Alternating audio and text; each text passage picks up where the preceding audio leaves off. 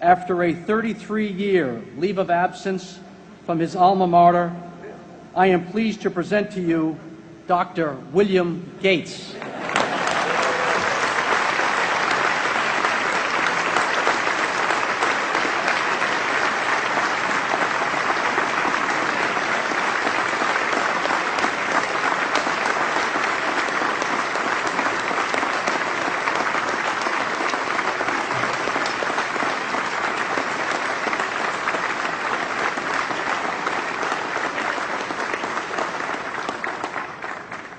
Thank you. President Bach, former President Rudenstein, incoming President Faust, members of the Harvard Corporation and the Board of Overseers, members of the faculty, parents, and especially the graduates. I've been waiting more than 30 years to say this. Dad, I always told you I'd come back and get my degree.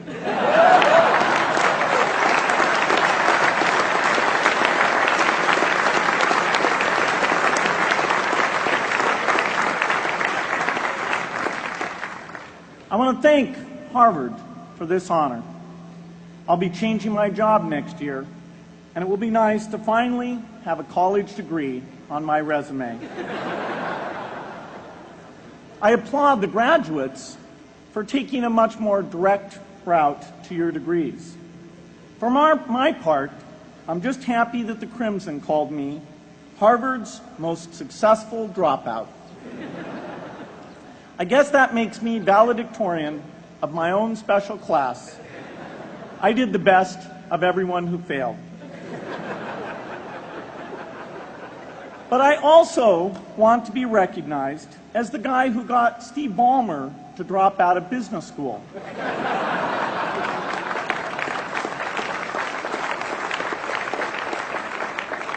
I'm a bad influence. That's why I was invited to speak at your graduation. If I'd spoken at your orientation, fewer of you might be here today.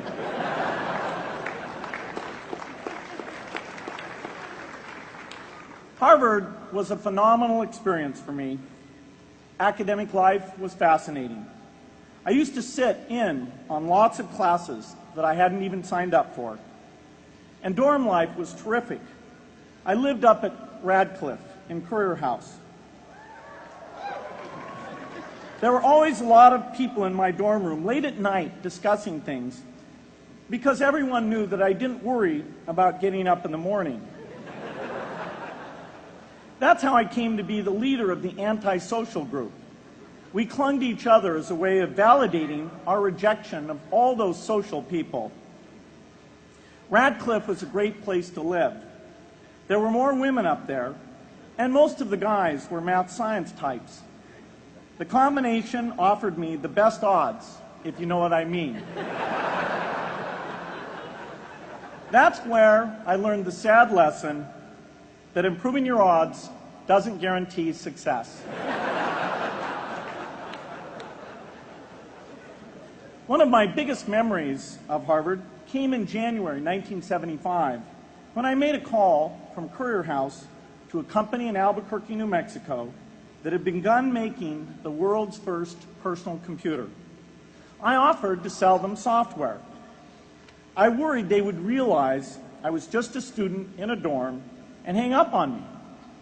Instead, they said, "We're not quite ready. Come see us in a month," which was a good thing because we hadn't written the software yet. From that moment, I worked day and night on the extra credit project that marked the end of my college education and the beginning of a remarkable journey with Microsoft.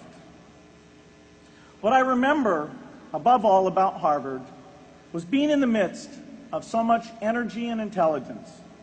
It could be exhilarating, intimidating, sometimes even discouraging, but always challenging. It was an amazing privilege, and though I left early, I was transformed by my years at Harvard, the friendships I made, and the ideas I worked on. But taking a serious look back, I do have one big regret.